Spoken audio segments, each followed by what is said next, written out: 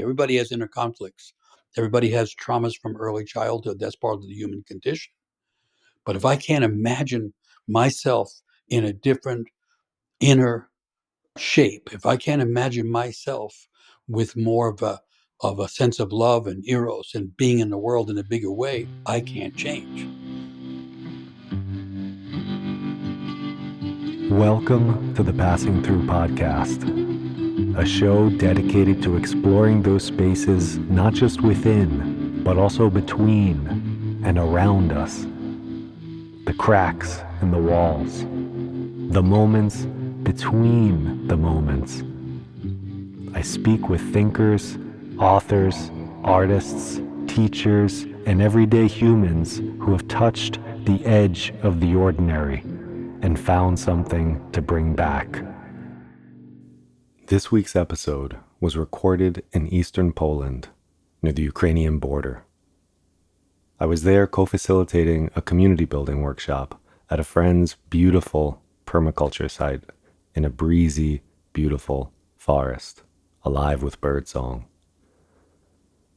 And while I was there, I had the honor of speaking with Michael Meade, renowned storyteller, author, and scholar of mythology, anthropology, and psychology.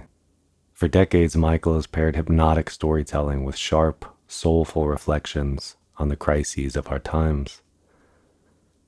He's also the creator and host of the Living Myth podcast and founder of the Mosaic Multicultural Foundation, a nonprofit network of artists, activists, and community builders, encouraging greater understanding between diverse peoples. Now, when we had spoken, this was in the days before Donald Trump had decided to intervene in Israel's regional conflict and bomb Iran, signaling U.S. involvement in yet another foreign war. So at the start of our conversation, you'll hear Michael and I discussing this frightening prospect of what Trump may or may not do. And since all of this has happened, the world teeters ever closer to global catastrophe, as the president tweets completely unhinged messages on social media and curses at reporters on live television. It truly feels we are venturing into a darker, more unstable, more liminal timeline.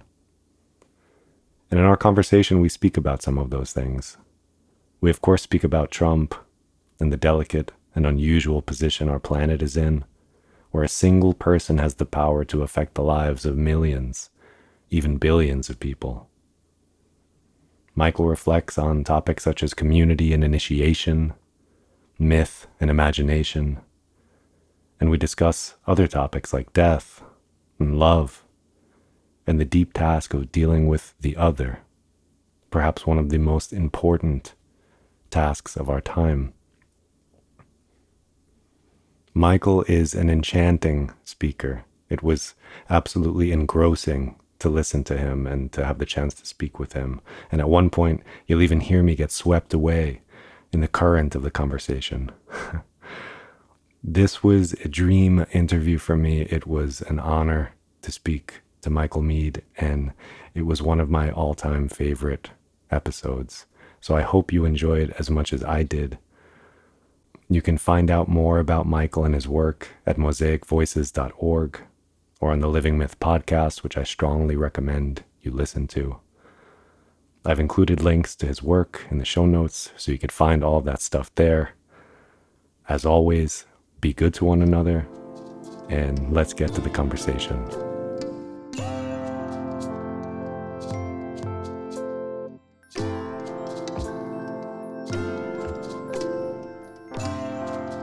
Okay, so Michael Meade, welcome to the Passing Through podcast. It is an honor to have you here. Great to be with you, Danny.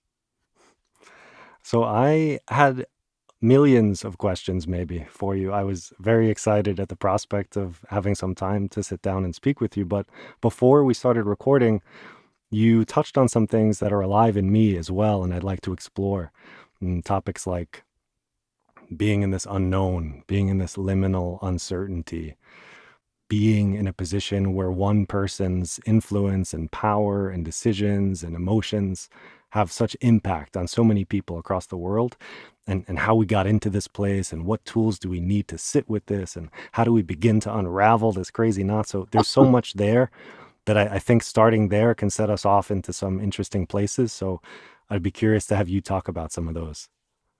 Okay, so big picture, we're at the end of an era. You can define that era in many different ways. The idea that, from a mythological point of view, we're at the end beginning.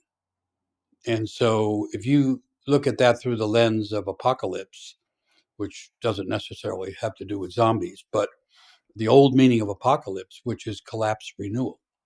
So we're in the phase on a large scale, environmentally, ecologically, as well as culturally. We're going through this period of a collapse of institutions, for instance. That's one way you see it. The institutions can't keep up with the speed of change that's happening. And then political people, some take advantage of that. In other words, you can take over an entire political party or even a country more easily and more quickly now because the institutions aren't working, and people want to blame it on the politicians, and some of that's appropriate and accurate and some isn't, because what's happened is the institutions, which are supposed to be stable and protective, cannot keep up with the changes. And so we're all then affected by these changes that are happening in culture at the same time as they're happening in nature. That's very unusual. We're in a very unusual, maybe unique period on Earth. But the thing that's helpful to me is to imagine it as collapse and renewal, just the way a forest, the big trees collapse down and then they rot into the earth, and the renewal is underway while they're rotting, in a sense. And I think that's what's happening to us. There are roots of renewal, there are hints of renewal, but at the same time, we are witnesses of this big collapse. So that kind of collapse and radical change makes people deeply afraid and uncertain. Uncertainty is a much more powerful thing than most people realize. And so when the world gets uncertainty about trade agreements or disagreements and all that kind of stuff, it makes people really rattle, not just business owners. Everybody goes, wait a minute, what's going on? So we're all caught in this liminal betwixt and between condition position where uncertainty, fear, and at the bottom of that, simply not knowing what's coming next just doesn't upset all of the political structures and the international agreements and disagreements, including the old roots of conflicts that have never been solved, like the Middle East. It actually affects everybody's psyche. The soul is connected to the world, and we all feel it, even if we're not paying attention to the news. So that puts us all in this liminal, uncertain condition position betwixt and between. And then, strangely, through the conditions of the modern world and modern media, where everything's interconnected, you can wind up with one person, the psyche of one person. And right now, I'm talking about Donald Trump, which is, I consider, a deeply deranged psyche, has a decision to make whether to use very big bombs and all this kind of stuff and enter the war going on now between Israel and Iran, which could change all conditions on earth and which could affect everybody in some way. One person, one psyche on this balance point, and that particular psyche, which I think is unstable, has no order, no plan, no sense of the meaning. He keeps talking about it as his decision, as if he doesn't realize the position he's in. And so that's a very unusual, scary, uncertain, dramatic thing. And the only thing, so I keep going back to mythology and cosmology, which says this is one of those things that's happened before. The world has gone through radical changes before, and we just happen to be in the middle of this one. And the other thing I say that's unusual about this is like right now, on a day like today, there's millions of people waiting to find out what this one person decides. And most people know that this decision will not be rational. It'll be, could be a whim in this case. And that's very unusual, but it does have a positive side in the way that it says that when things become so uncertain, when the balance is in question, the psyche of one person, the soul of one person, has a much greater effect. It also says that in a time like this, whatever we do can have a greater effect. I mean, that's one way to take a psychological view or viewpoint. So, anyway, that's where I would start from. Yeah, thank you for that context. I think it helps paint a picture of where we are in the world because there's so much darkness, it seems. It seems to swirl around us, whether it's at home in the States with people being grabbed up off the street and deported or put into prisons in El Salvador, or it's wars in foreign countries, Gaza, Iran, Ukraine. The world seems to be simmering. So many stories and myths, they involve this depiction of like a descent, not necessarily as like a heroic act, but as maybe an unraveling or a collapse, like you're describing here. And I'm drawn to those kind of tales where the character or the people are undone by grief or heartbreak or loss. Mm-hmm, mm-hmm. And through this process, which is kind of an initiation in itself, something can come through the cracks. So I was wondering if you have any stories from a mythological perspective that you might hold dear that reflect this slow breaking open and this process of becoming able to maybe let in the light or let the light out that happens as a result of passing through this darkness. If this question makes sense or No, it not. makes total sense. Because the other way of looking at what we're going through is a collective rite of passage. And a rite of passage typically has three phases. And the first part, or the first step or phase, is departure. It's called separation. So, in an individual rite of passage, would start when people are young, right? At the end of childhood, the girl or the boy departs, separates from their family, from the community, and goes out into nature under the protection, hopefully, and guidance of people who know what they're doing. And so, in order to become oneself, you have to separate from who you were as a child. In order to become independent, you actually have to separate from your dependency as a child. And then usually that happens in nature. So one of the ideas is you move from the lap of your mother to the lap of Mother Nature. And Mother Nature is this eternal source of endless life, but also of transformation because nature is constantly transforming. And so the girl or boy winds up in this new context and environment, which is the environment of change and transformation. But there has to be the separation that happens first. The middle step or phase is often called liminality.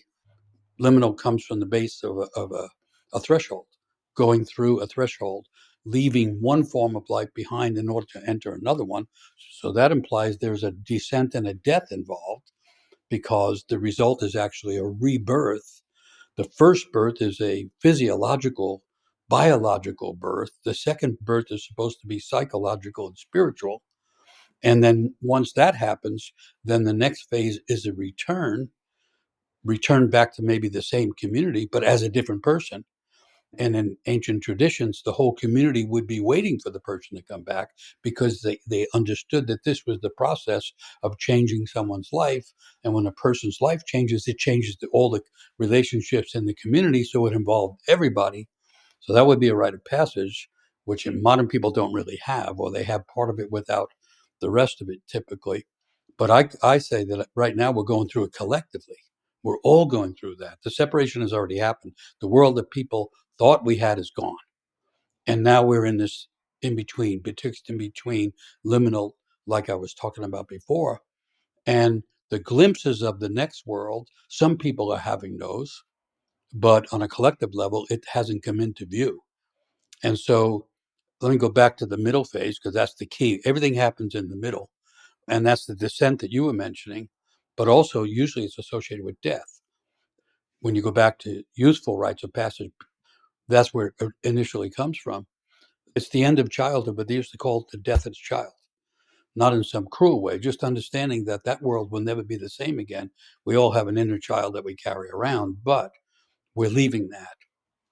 in order to be reborn in a greater, deeper way, but also in a traditional culture, each young person would be invited into learning about death. In the modern world, death is denied until the very end, and even then it's denied. But the ancient Irish used to say death is the middle of a long life. And then the mystics, like Rumi, say, die before you die. And what they mean is, if you don't have little deaths before you get to the big death, you won't even know who you are. And so then the question would be, well, what's dying? Well, what's dying is the ego of a person, the attitudes, the little self, I call it, so that the greater, deeper self can awaken. So that's the human pattern of transformation is in rites of passage. And you could use that to say that's what we're in also. So I kind of went to a more of a cultural, psychological place than a mythological place, but we can come back and do the mythological version of that too. Yeah, yeah, thank you. That's great. I There's like three tentacles that just came up to spin off of here, but part of me also is curious about the mythological thing now that we have that context and that description. So maybe it would be good to do that now and then spin off Okay. into the other ones if you'd like to. So this is one of the smallest, quickest story that outlines the whole thing on a mythological level. And it appears in a Native American type story that occurs in several tribes. But the White Mountain Apache is the source of one of these tales. And it begins not by saying once upon a time, but it begins by saying something like humans are always searching for knowledge. And right nearby, although most people don't know it, is a cave where the knowledge that people are searching for, and we could say desperately need at this point, is in that cave. But despite all the vehicles and off road SUVs and all that, no one's finding this cave. But if you found the cave, what you would see inside the cave is an old woman who's weaving the most beautiful garment anyone has ever seen. And she's been weaving it for a long time. And she wants to make it beautiful. And she's working on the hem of the garment. And she wants to make it unique. And so she's making the hem out of porcupine quills. And in order to weave them, she has to flatten them. And all to flatten them, she has to bite down on them. And she's been biting down on porcupine quills for so long, she's worn her teeth down to nothing but nubs, but still she keeps weaving. And every once in a while, she has to go to the back of the cave in order to stir the stew of grains that are the source of all the plants and all the trees and all the grains and all the fruits on the earth in this old cauldron that's sitting on what is called the oldest thing in the world, which is the fire that comes from the center of the earth. And if she doesn't stir those grains, they'll burn and the things won't grow anymore. And she gets up to go back and stir the grains in order to sustain the growing part of nature. And because she's old and she'd be working on the garment for so long, she moves very slowly. And while she's slowly going back there, the black dog, what black dog? The black dog goes over to where she's laid the garment on the floor of the cave, and it sees a loose thread, and it pulls the thread, and it unravels the entire garment that she's been weaving. She comes back from stirring all the grains in the stew. She sees all her work laying in chaos on the floor, and she just stands for a moment, awestruck by the unraveling of everything. And then she sits down, and then she sees a loose thread. And then when she picks up the loose thread, she gets a new vision of an even more beautiful garment than the one she had been working on. And she begins weaving the garment that's going to be the next world, because it turns out this is the old woman who weaves the world. And this story was told by the elders when everyone was worried and uncertain and afraid that it was all going to disappear. This is the story that the elders would tell to everyone, including the young people.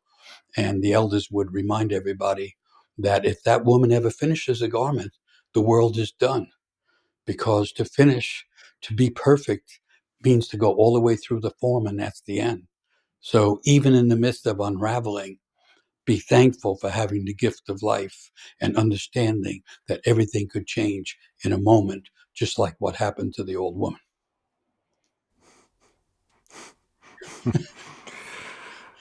Thank you for that story. That's so beautiful, and I love the imagery.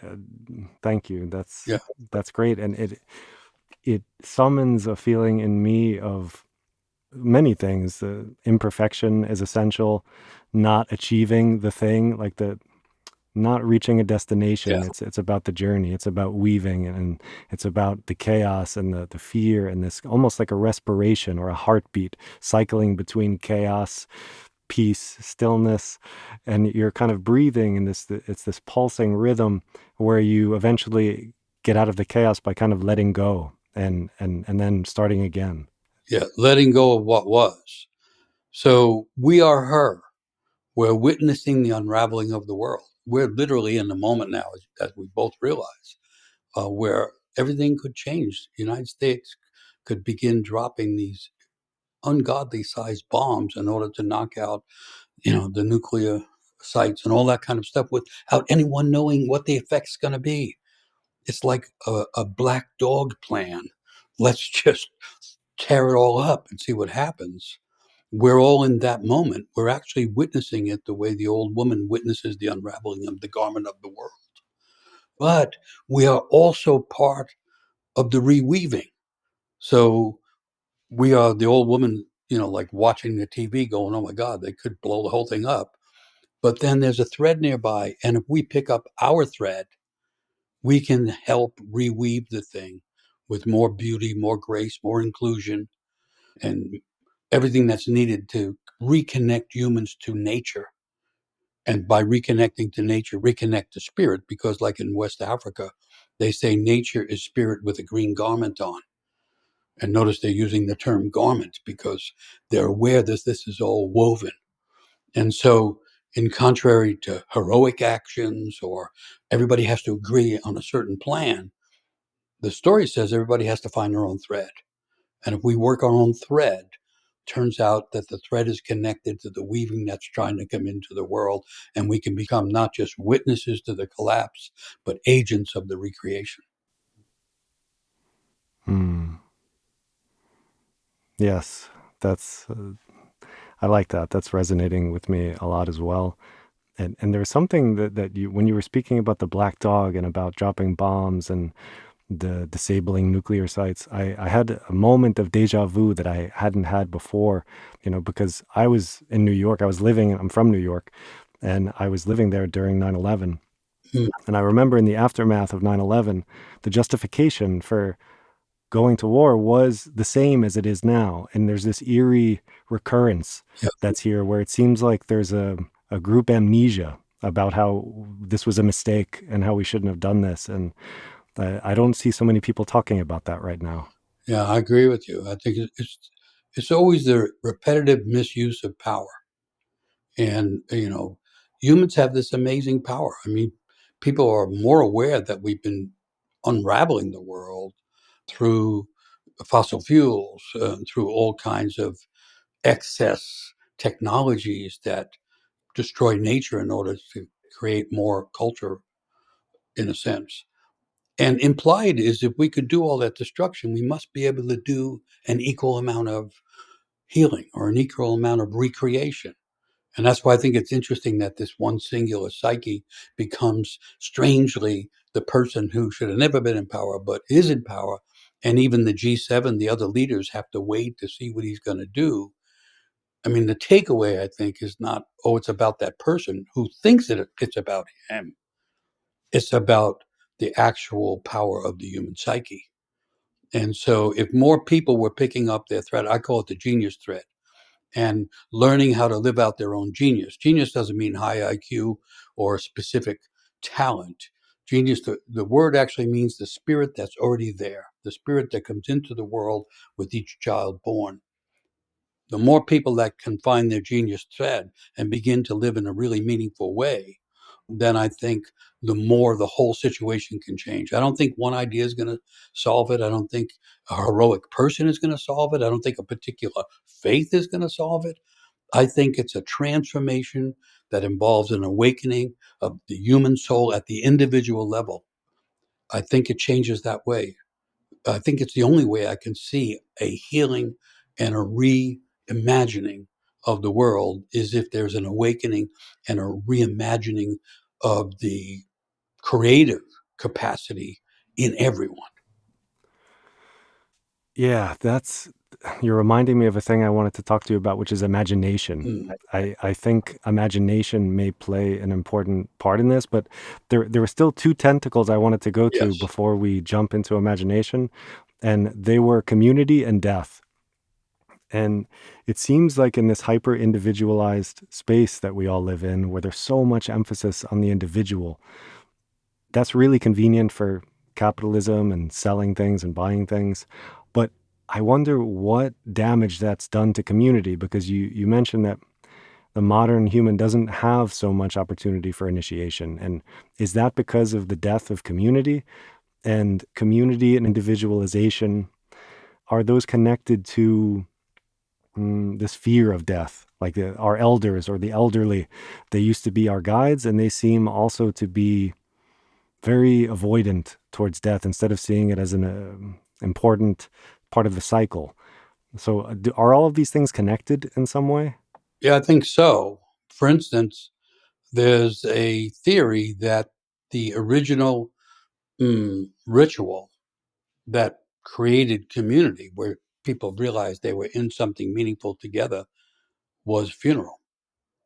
That the death of someone made everybody realize, oh, that's part of our life too, and we are going to die like that too, and that pulled everybody together. And so that's one theory about the beginning of rituals and the beginning of funeral. It's also the beginning of community. Now, someone else could say, no, I think it was the communal meal, which would be like the opposite of death, where everybody's getting nourished together. Okay, take your choice, or take them both. You know, I don't think it's a competition. So, but then you have to say, what does community mean?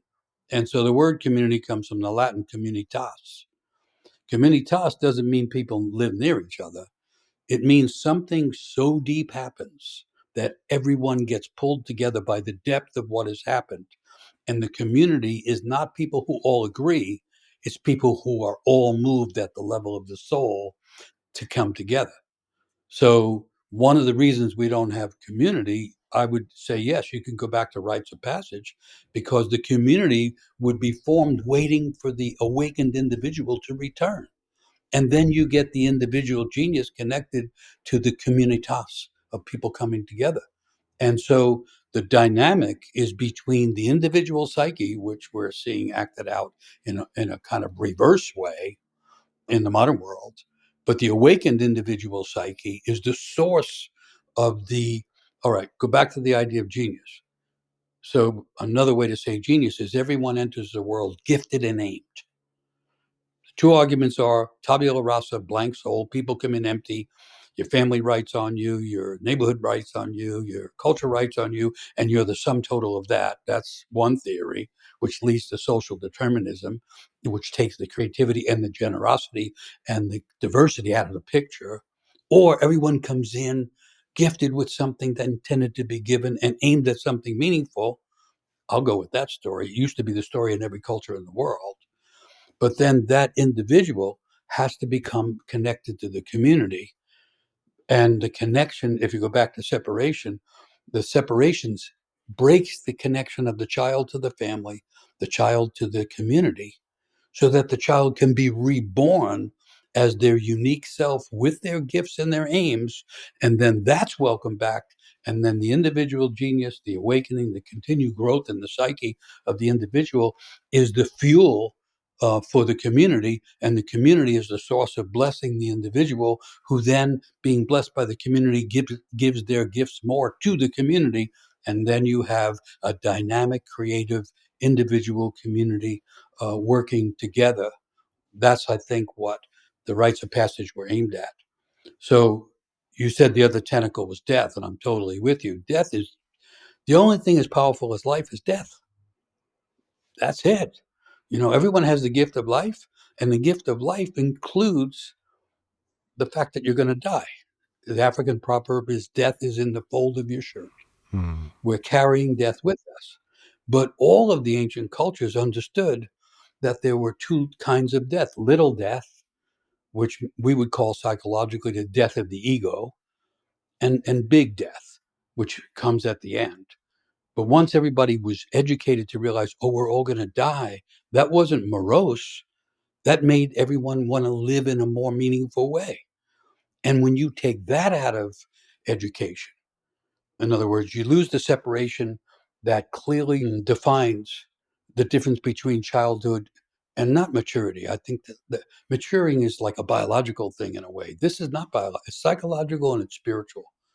Each young person would be introduced to nature as a living entity that we were connected with from our human nature, but also nature was considered to be connected with the cosmology of the world and the spirit of life in general. So the child becomes not a dependent person wrapped in a family, but an independent person woven into nature and the cosmos. And the thing that makes that interesting for that individual who is necessary to the community is that each soul is unique and each soul is gifted. And once that was understood, it's not that things didn't go wrong and everything was perfect. It was just that everybody was in the context of awakening, transforming, and growing from within. And then you can begin to see how someone awakening in a big way could alter and affect the community in a meaningful way. And then you get the mutual blessing back and forth between the gifted individual and the awakening community. And that is what sustained life at a meaningful level rather than simply at a materialistic level. Hmm. Yeah, that's a lot to take in, and I'm chewing on it. There were questions that came up, and I spiraled something off into nature that I wanted to jump into now, but I know we have to go back to imagination, and there's probably some intersection between imagination and nature. Um, Imagination is the essence of human nature. It's how we connect to nature hmm, and how we connect to cosmos. I mean, each, I love to study old things, and try to study these tribes. And the smallest tribe along the banks of the Amazon River in South America has its own mythology and its own cosmology. Cosmology being the story of the whole thing, the stars and the galaxies and all that kind of thing. The tribe might be 90 people, and they have an entire mythology and cosmology that's equal to the Egyptian cosmology or the Greek mythology. That's what's inside everybody. It's not a big civilization that has this power to awaken. It's the soul inside a person that is secretly woven to all these big energies that has the power to awaken the individual, and from the individual change the community, from the community change the culture. That's how I'm seeing it. there's something that you said that triggered another memory in me just now, where I heard you say recently that without imagination, you can't really fall in love. And I wonder if that's true. Perhaps part of the problem that we're facing and we're grappling with as a people right now is an erotic problem. It's this love problem. It's an imagination problem, and it separates us from nature. And without this connection to nature, we're kind of lost. We're adrift. That's a great connection. Yeah. Eros is at the heart of things. Eros was the Greek name for the god that keeps everything connected. The erotics was the connection, not just between the lovers, although it's an important one, but between everything. So when a person says, I love to go to that trail, or I love that tree, or whatever a person loves is their erotic connection. And so if you go back to Greek myth, it's interesting because modern people broke the atom. And that, I think, began this huge process of separation in a way, the literal breaking of the atom. But if you go back to myth, in Greek myth, one of the stories is that there's this golden egg floating on the eternal dark ocean before creation begins. And the egg has to crack in order for creation to happen. It's a completely different kind of division and separation that doesn't create a bomb. It creates the opposite. It creates the connections of Eros. And what cracks it is Eros from inside cracks it open. And in that myth, Eros is the first thing that enters the world, and everything in the world is connected through Eros. And so, another way to understand the collapse happening in the world is the loss of Eros. I'm totally with you. There's a loss of realizing we are here to love. And that means loving nature. Loving nature is not some strange byproduct of things, it's like an essential thing. But then we have to love Yes. our own selves because we can only love others and other things as much as we love ourselves. And what we're getting is a world that lacks that eros connection. And instead, we have what do they call it? High speed internet connections instead of the eros connections. And what do people do with those high speed connections? A very high percentage of people are trying to make erotic contacts through the technology of the non erotic World Wide Web. And so it's always there, but eros is always present, but it can be present as a distortion of what it would otherwise be. We cannot attack other people with the intention of destroying them unless we have lost our own sense of eros and love. And it doesn't mean we have to let everybody do what they want. That's not it. It's that we can't even see other people if we don't have our own sense of eros. So what we're waiting to rediscover is bigger and better than what we're suffering through, according to myth. I'm sticking with myth because the news will kill you. Yeah, I like that. There's a lot of hope and optimism in there. So yeah, that's good. But to dig a little deeper into imagination before we go somewhere else, because I think there's so much inside of imagination to talk about. The question that I have is how or in what way does imagination intersect with magic? And by magic here, I mean like any device with the capacity to mystify, confuse, inspire awe. Our words can be incredibly potent incantations. And so, if magic has this power to be used to charm or deceive, can it also cultivate wonder? Can it be paired with imagination to achieve some kind of productive end like you're describing here? Well, I would say yes. So the simplest definition of magic is something that has the power to change. So I'm going back for some reason to West Africa because there's some beautiful philosophies there. There's more philosophies in the world than Western philosophy, which tends to be a history of philosophy rather than a living philosophy. And in the philosophy of many tribes in West Africa, they say that nature is magic. That is magic because it changes so much. And so at its root, magic is the capacity to change. Magic tricks are the capacity to fool people about change. But the magic of change resides in everyone and everything, in a sense, because everything is actually changing. It's just that we have been educated not to notice that or to see it only in limited ways. And so we don't actually feel the magic that is actually connected to what used to be called the deepest power of the human soul, imagination. So there's an argument about that too. Some people say the deepest power of the soul is imagination. Other people say the deepest power of the soul is love. Take your choice, or realize the two come together. A love relationship can end because the imagination is gone. People that can't feel love have lost their imagination. Imagination is a form of magic in the sense that it's constantly connected to change.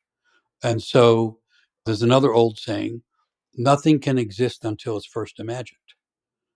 So if we can't imagine the next world, we're stuck in this one.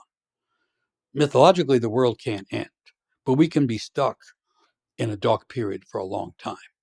So imagination, which is the source also of vision, is what's needed. A greater imagination is needed to change our own lives, but also to change the world.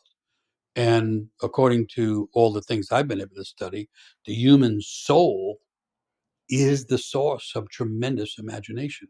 You think back to right after the Dark Ages, people started to build these amazing cathedrals with all kinds of wondrous architectural designs and things that people hadn't done before. And you think of all the temples and all the things that have existed over time as houses of the divine were all designs that came out of people often after a dark age had happened. So we have the capacity, in a sense, to enter the darkness and find the seeds of imagination like the old woman in the cave, and we can reimagine the world. And once you take heroics out of the picture, in other words, it's not someone that's going to be heroic, it's everybody finding not the heroic solution, but the seeds of awakening that put them in touch with their imagination. And imagination has no limit. And then you start to see blossoming out of the ashes, so to speak. So imagination is the key. It's the key to change. You know, I can be stuck in dealing with a very difficult part of my own psyche. Everybody has inner conflicts. Everybody has traumas from early childhood. That's part of the human condition. But if I can't imagine myself in a different inner shape, if I can't imagine myself with more of a sense of love and eros and being in the world in a bigger way, I can't change. So imagination is the source of change, and really it's the source of healing. If the healing can't be imagined, then the technique probably won't work that well. That's one of the problems with modern medicine. It tries to be literal when healing, the word healing means to make whole. And so if the imagination of wholeness is not present, you get a technology that is limited because it lacks its own imagination. Yeah, I love that so much. Yes, I strongly agree with that as well. And it speaks to how the imagination has been sort of relegated to some backseat by scientific materialism, or, when you're a kid and you're growing up and you tell your parents you want to be an artist or a writer or a poet, you're gently discouraged not to do that because you're going to incur great hardship financially or whatever. And so society at large seems to dismiss the imagination as like a second class citizen, but as you're saying, it is at the heart of everything, of not just of healing, but like story and myth itself is born of imagination. And the story and myth and poetry, these are incredibly useful, rich tools to inspire us and to get us through these times and to bring us together in community. And it seems like such an important part of the picture, storytelling and myth, and we need to tell each other better stories. So nowadays, it's very common in the United States, I think in other places also, for people to think they're living in different worlds, or in a sense, in different stories. You have the right and the left, and the red and the blue, and all that kind of stuff. And people just commonly talk about polarization. And polarization is a great word because it refers to the poles of the earth. That's what it refers to. So when you say we're polarized, you're automatically saying we are in the extremes that are possible on the earth. And we are living that now. The polarization exists in so many different ways.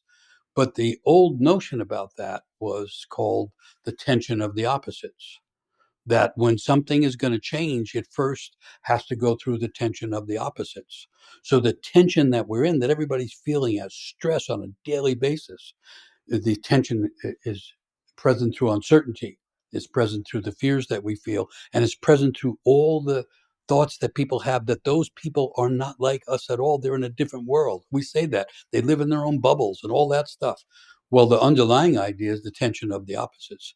The point of the tension of the opposites is not to tear everything apart. It's to induce a creative tension through which the third thing appears, the thing that has not yet been imagined. The tension of the opposites is there to create a deeper imagination, which brings the solution and resolution of the polarization. And so, anybody who's ever been creative, you were naming, the child that wants to be a poet or an artist or a musician, all that kind of thing, which is really natural, and everybody should do those. You don't have to do it as a career; you do it as a person, and all the family should be blessed in that because it gives us all rhythm, and it gives us beauty, and it gives us imagination. And that's what you know nourishes the community and the family. But anyway, if someone pursues that enough, and now they're in a creative process, they're a painter or they're a musician, whatever it is, they're going to find themselves in the tension of the opposites. It's going to appear as, I really want to make this beautiful thing. Oh, I doubt if I can do it. You know, oh, I'm kind of doing it, but everybody else does it better than me. It all becomes this tension. And the point is to be able to stay in the tension long enough for the third thing to appear, the child of imagination, the birth of something that wasn't there before.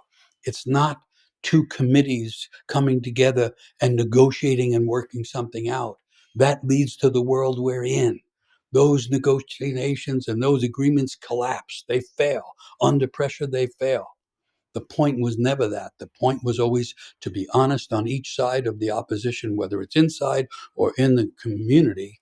Be honest about it. Hold attention. That's the sign of maturity in the psyche.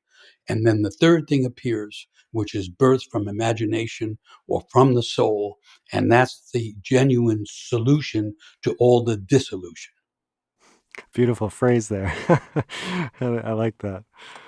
Yeah, I while I listen to you talk, I feel myself a little bit under a spell. I'm just listening and agreeing, and everything you're saying is so true. And I find it challenging sometimes to prompt you with the next question. It's like the what you say is still moving in me after you're done Yeah, and speaking. So unfortunately, I could just keep going too. So that's another part of the problem.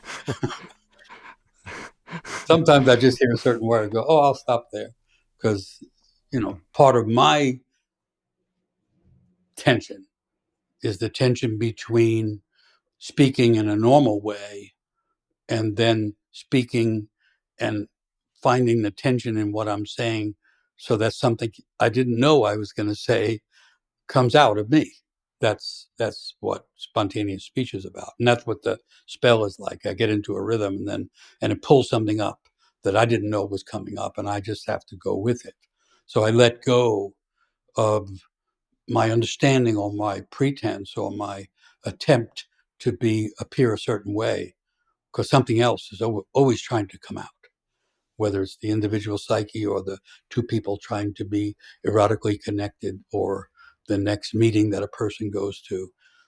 These common notions now that you can have the agenda and you can have the 5 year plan, they're blown to hell. Try having a 5 year yes, plan when we don't know what's going to happen tomorrow. I mean, we as a world. So that goes out the window. And that never was the point. Sometimes those things are really valuable and really meaningful, but at other times, what is more meaningful is the imagination trying to come into the world through us, because the world needs imagination just like it needs water. yeah, And water is a form of imagination, if you think about it, because it goes from being liquid to being gas or mist, and then it gets frozen, then it melts, it goes to the sky, it gets absorbed up into the sky, it falls back down as rain, it turns into a river, someone bathes in the river, and they feel renewed. And like water is a form of imagination, and it's fluid, and so is our imagination when we're in a creative space, and we get there through tolerating the tension of opposite things. yeah. Beautiful, beautifully said again. And there was something that stirred in me before, because I'm with you in this. Let's be in this liminal space together. Let's throw the agendas out and let's not think about the questions and see what arises. That's part of this process. The namesake of this podcast is the passing through whatever's passing through us. Mm. So I'm with you. And I I was recently describing this process to someone who was asking me where I'm going to be in a week or a year or something, and I was saying, well, I don't know. I don't know, actually. I don't know where I'm going to be tomorrow. And I think I'm learning to be okay with that and be in that liminal space and dance with the unknown and see where imagination takes us. And not necessarily even my own imagination, but imagination perhaps even as like an earth intelligence or a cosmic intelligence that moves through us like we are radio antennas or something like this. So I like this frequency. I'm on that wavelength, I think. Mm, but there was a question in there somewhere, and the question was of something to do with d- uh, imagination. It was on the topic of imagination, but I've lost it. I lost hold of the thread. So So we're in the liminal, you know, where, where even the questions can disappear. But you made me think about something, so let me try to pull the thread. So there's another Native American story that appears among several tribes. And it's actually a story about the origins of healing. And so it's back at the beginning of time when the first people have been made. And there's a bunch of steps that happen. But the key thing that occurs is that some of the first people get sick and no one does anything because no one knows anything about healing. They don't even understand what sickness is. And so some people are dying and other people are getting opposed to each other amongst the first people. And no one knows what to do. And then it says that these four people get the idea to go out at the end of the day when darkness is falling and removing light from the world and stand facing into the darkness. So these four people do that, and of course they do the four because it's the north and the east and the west and the south. The thing to me is it's these four people. It's not everybody. It's not that you all get together and find an answer. Four people go, I'm going to go stand in the darkness and see if anything appears because over there in the light, it's hell. It's not working. It's getting Mm. worse. This is us, right? And then because it's back at the beginning, in the story, the one who creates the world is called the one who made the earth. And because it's back at the beginning, the one who made the earth is right close by. And so when they stand out there, the one who made the earth speaks to them. Because is this imagination? Is this literal? Take your pick. The one who made the earth says, for everything on the earth, for every sickness on the earth, there's a cure. For every problem, there's a solution. For every illness, there's a remedy. And now the first people had knowledge for the first time. And it came from darkness. It came from imagination, you could say. Their imagination was awakened to the fact that the remedies are also here. So they go, this is really good. This is a lot better than what's happening over there. So let's go out every night. So every night they go out. And then what's happened is they individually each get a song and they each get knowledge about healing. And then it's those four that go back and they bring everyone together. They put the people that are the most harmed and the most ill in the middle. They form the community around the wound, around the illness, around the sickness.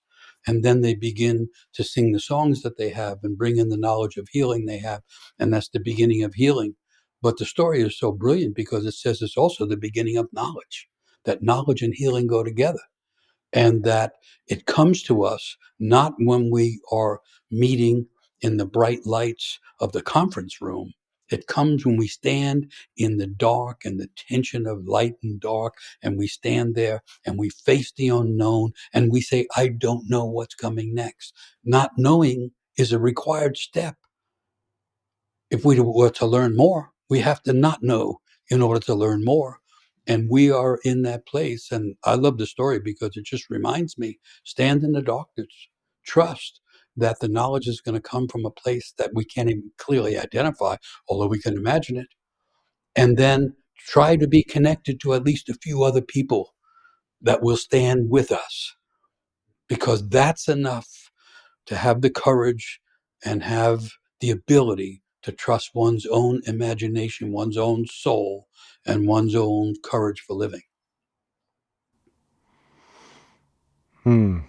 That speaks to me deeply because it evokes the community as an asset or as a something to weather the dark with and find meaning and be there. And I think that's one of the solutions for this collective initiation that we're in right now is having that community to stand with you in the dark and have no one try to fix you or save you, but just to be there with you and just be together and be in the unknown. That seems to be what's being asked of us right now. So I love that story because it communicates all of that.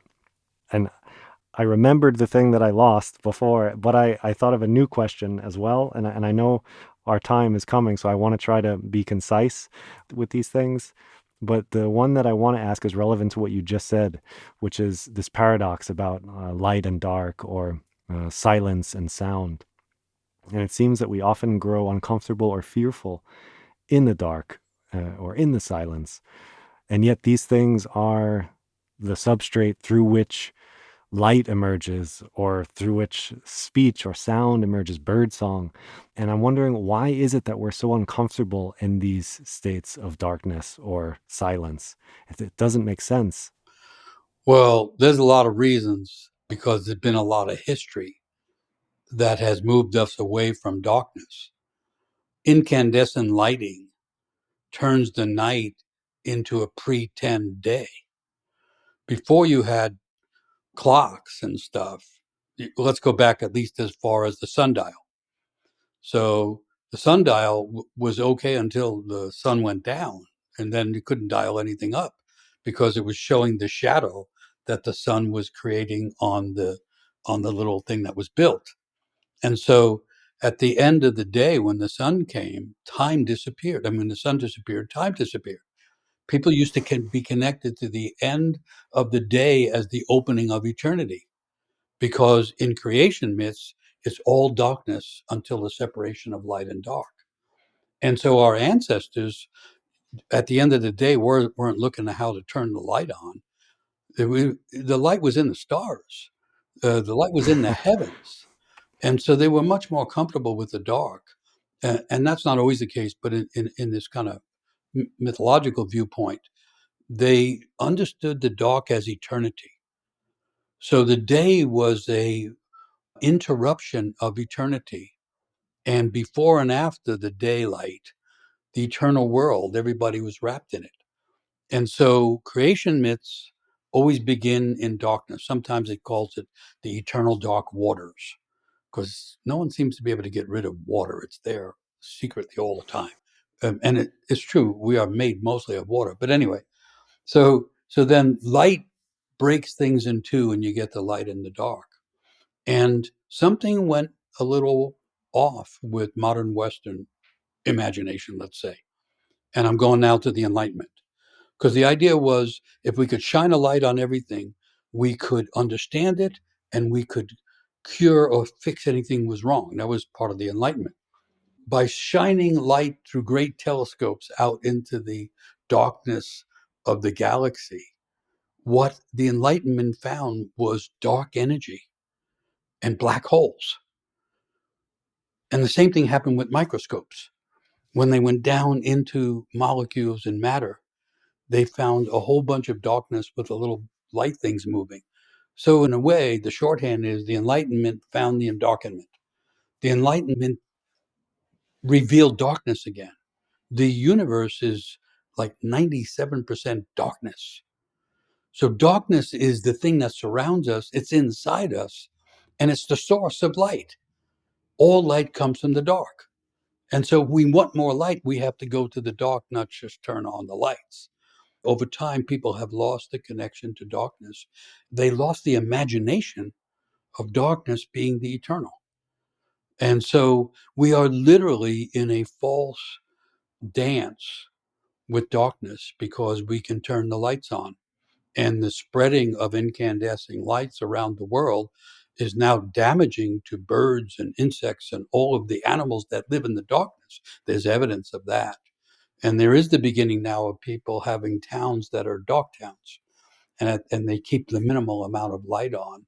And the people that live there say it's very encouraging that you get used to the darkness, and there's a relief from the endless, bright, shining, rapidly moving surface of the modern world. There can be a kind of leaning back into the dark as well. In the darkness, we get our dreams, which is another form of imagination. So Mm. we've lost our understanding and our imaginal connection to darkness. It's happened as a historical thing.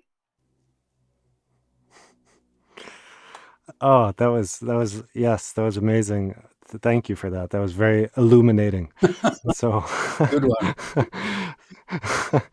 and I maybe do we have time just for two questions and then Hmm. close out? Do you have? Sure, Are you okay? that'll work. Because the one that I had that I forgot I wanted to ask you, and it was about the other, because you were talking about people being in other worlds or people being disconnected, and I wonder what myth can or how myth can help us deal with the other, because the other seems to be another one of these crises or imperatives of our time where we need to integrate or work with or hold space with or for the other, people we may not disagree with, people we may think are monstrous, the Trumps of the world. Like, how do we be with these people in these times? Good, really good question, because that's part of the false division in a way. So a lot of it goes back to this sense of understanding oneself. And I can't recite the entire poem, but there's the poem that begins with "I am not I am this other who, when I go out and walk, sits quietly," and it goes on and on the poem until the other who will continue when I die. So there's this big otherness in us, and if we want to tie it back to rites of passage, an effective rite of passage would open the person's psyche to the other within. That Hmm. so in order to survive and grow from infancy to an adolescent, we have to fit into the family. And the family's trying to fit into the community. So then we have to fit in there and so on. And so all that fitting in causes us to reject parts of ourselves. And a rite of passage, or you could also say any kind of serious conflict or trouble, is partly there to cause us to awaken to parts of ourselves that we've rejected or repressed or exiled. So now in the United Hmm. States, when you have the official government trying to deport millions of people and doing it recklessly because they are alien, they are other, you have a culture that doesn't know its own self and is pretending that the other isn't also in us. You have an immigration nation exiling immigrants. And this is separate from the talk of who's criminal and who's not and all that kind of stuff that's always there. This is this big dramatic thing, which is a reduction of self on the part of a president who has no connection to self. I'm sorry, we're back at that place again. And so, unless we understand the other in ourselves and realize there's an otherness always trying to awaken, we can be fooled into thinking that the other is dangerous to us. But the real danger is us not knowing our own otherness. The person who is severely homophobic, or nowadays we could say transphobic, doesn't know who they are, because truthful examination would say, well, I could be homosexually intrigued, or I could change. I'm happen to be looking like a man, but I could change into a woman. People used to do that. Carnival was bring your other out and dance with it, and then laugh at all the others that we're carrying inside, and then we can go back and be tolerant or even caring about each other. And so we now have this pretend idea that the person is an isolated, insulated individual, which is really damaging community and creating, and you can hear it when they call the other the alien. Well, anyone who thinks that other people are alien is self-alienated. I'm talking deeply philosophically, psychologically. I'm not talking about cultural and social issues of law and illegality on a big picture. So the other is extremely important. Here's another thing about the other, which is that what's missing in one cultural arrangement often can be found in a different culture. And so people used to have traditions like you always put out a plate of food for the welcome other that might show up, because other is trying to enter our lives all the time. A lot of modern people think about, and some of them are these tech moguls, are thinking about living on another planet rather than getting in connection with this planet. And so they see an other planet as the way out of the problems of this planet, which they are contributing to. And so this idea of the other has always been around. And the fact that the other is different from us is fearful to people, when often we need something different in order to evoke our own imagination and grow the size of our sense of self in order to be a bigger person. And every time we get bigger, we realize, oh, we're all connected and everybody should be in the same story. So the othering of people is a problem of the separation inside people from their other parts of themselves. The person who feels even occasionally whole will have a lot of empathy for other people. If one knows, if I know my own suffering, I can recognizing the suffering of other people. If I refuse to deal with my own suffering, Donald Trump, Elon Musk, you can name the ones who are not doing that. They have no empathy or sympathy for other people because they're denying their own inner division and, in a sense, their own others or otherness, which would make them bigger, more generous, more open, less disturbed people. I'm so happy that I remembered that question because that answer was Let's remember the other. Yeah. that was amazing. Thank you so much for that. I, I'm gonna that's gonna be moving in me for probably days. So thank you for that. And just the final closing question now. Hmm. It's a short one, I think. If you could leave a single thread of myth in the hands of those passing through darkness, Mm. what would it be? Wow. Okay. So I usually go back in this kind of question to William Blake, the great artist, philosopher, author, illustrator. He was doing all these amazing things. And he was not connected to a movement in art.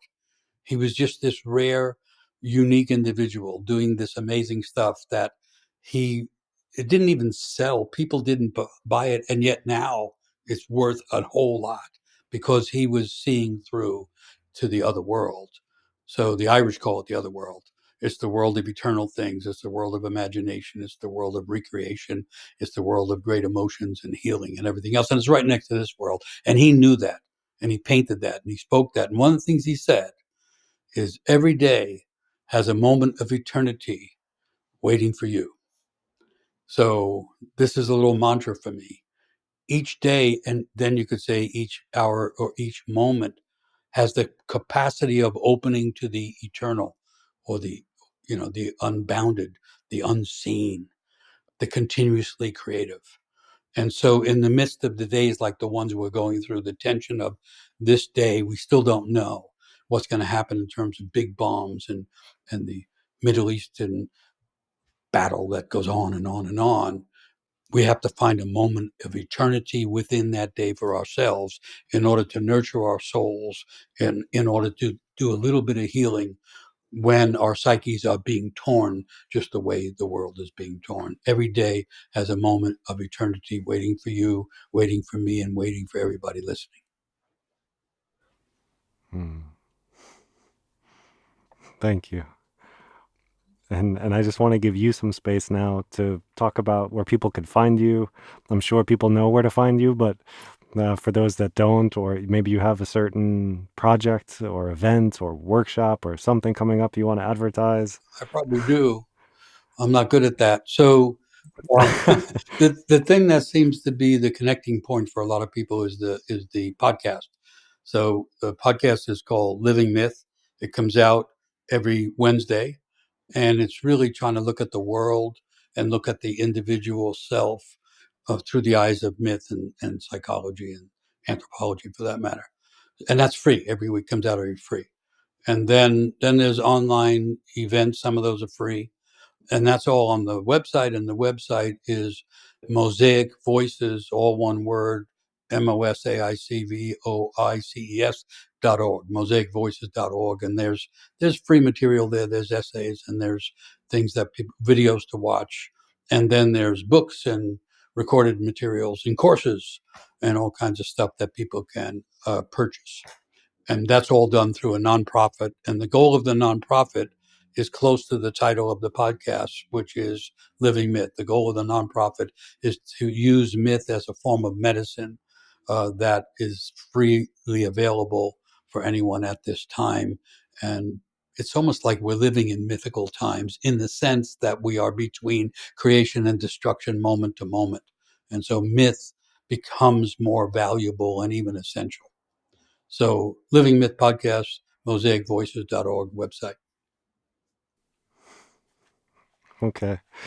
And I just wanted to thank you from deep in my heart, Michael, for passing through with me. It was a dream to speak with you, and you're your grace and your eloquence and your stories and your presence. This was a real treat for me. So I just wanted to thank you for spending some time with me and passing through. It was an honor to speak with you. Thank you. Great passing through with you. And I love the title. It's a liminal title for a liminal time. So thank you for inviting me. Great to be with you, and see you down the road. Thank you for passing through today. Yeah, you, dear listener. Thank you for your support, for your attention, for spending some time with me and this episode's guest. If you're enjoying this content, please subscribe, rate it, like it, tell your friends about it, buy a billboard somewhere next to a highway promoting it. I mean, I'm kidding, of course, but your support really does mean a lot to me. So thank you for listening, and I will talk to you next time.